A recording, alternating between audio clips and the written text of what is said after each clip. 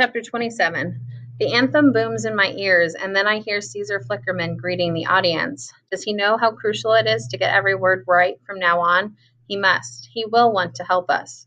The crowd breaks into applause as the prep teams are presented. I imagine Flavius, Vania, and Octavia bouncing around and taking ridiculous bobbing bows. It's a safe bet they're clueless. Then Effie's introduced. How long she's waited for this moment.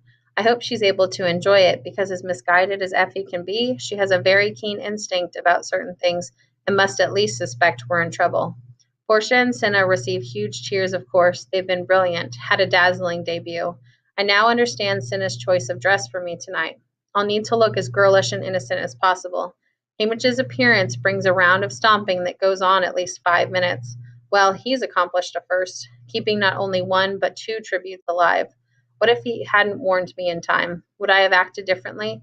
Flaunted the moment with the berries in the Capitol's face? No, I don't think so. But I could easily have been a lot less convincing than I need to be now. Right now, because I can feel the plate lifting me up to the stage. Blinding lights, the deafening roar rattles the metal under my feet. Then there's Peta, just a few yards away. He looks so clean and healthy and beautiful, I can hardly recognize him. But his smile is the same whether in mud or in the Capitol, and when I see it, I take about 3 steps and fling myself into his arms. He staggers back, almost losing his balance, and that's when I realize the slim metal contraption in his hand is some kind of cane. He rights himself, and we just cling to each other while the audience goes insane. He's kissing me, and all the time I'm thinking, do you know? Do you know how much danger we're in? After about 10 minutes of this, Caesar Flickerman taps on his shoulder to continue the show, and Peta just pushes him aside without even glancing at him. The audience goes berserk. Whether he knows or not, Peta is, as usual, playing the crowd exactly right. Finally, Hamish interrupts us and gives us a good-natured shove toward the victor's chair. Usually, this is a single ornate chair from which the winning tribute watches a film of the highlights of the games, but since there are 2 of us, the game makers have provided a plush red velvet couch. A small one, my mother would call it a love seat, I think. I sit so close to Peta that I'm practically on his lap, but one look from Hamish tells me it isn't enough. Kicking off my sandals, I tuck my feet to the side and lean my head against Peta's shoulder. His arm goes around me automatically, and I feel like I'm back in the cave, curled up against him trying to keep warm. His shirt is made of the same yellow material as my dress, but Portia's put him in long black pants. No sandals either, but a pair of sturdy black boots he keeps solidly planted on the stage. I wish Cinna had given me a similar outfit. I feel so vulnerable in this flimsy dress, but I guess that's the point. Caesar Flickerman makes a few more jokes, and then it's time for the show.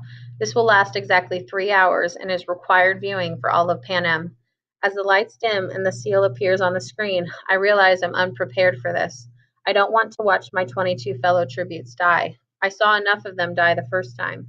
My heart starts pounding, and I have a strong impulse to run.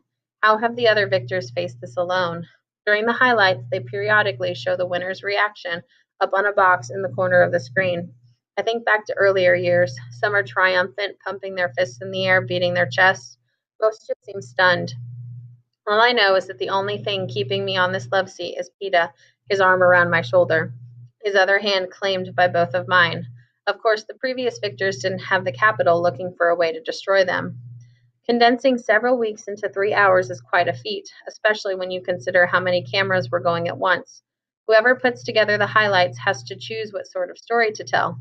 This year, for the first time, they tell a love story. I know Peta and I won, but a disproportionate amount of time is spent on us right from the beginning. I'm glad, though, because it supports the whole crazy in love thing that's my defense for defying the Capitol. Plus, it means we won't have as much time to linger over the deaths. The first half hour or so focuses on the pre-arena events, the reaping, the chariot ride through the Capitol, our training scores, and our interviews. There's this sort of upbeat soundtrack playing under it that makes it twice as awful because, of course, almost everyone on screen is dead. Once we're in the arena, there's detailed coverage of the bloodbath, and then the filmmakers basically alternate between shots of tributes dying and shots of us. Mostly Peta, really. There's no question he's carrying this romance thing on his shoulders. Now I see what the audience saw, how he misled the careers about me, stayed awake the entire night under the Tracker Jacker tree, fought Cato to let me escape, and even while he lay in that mud bank, whispered my name in his sleep. I am heartless in comparison, dodging fireballs, dropping nests, and blowing up supplies until I go hunting for Rue. They play her death in full, the spearing, my failed rescue attempt, my arrow through the boy from District 1's throat, Rue drawing her last breath in my arms, and the song. I get to sing every note of the song. Something inside me shuts down, and I'm too numb to feel anything. It's like watching complete strangers in another Hunger Games. But I do notice they omit the part where I covered her in flowers. Right, because even that smacks of rebellion. Things pick up for me once they've announced 2 tributes from the same district can live, and I shout out Peeta's name and then clap my hands over my mouth.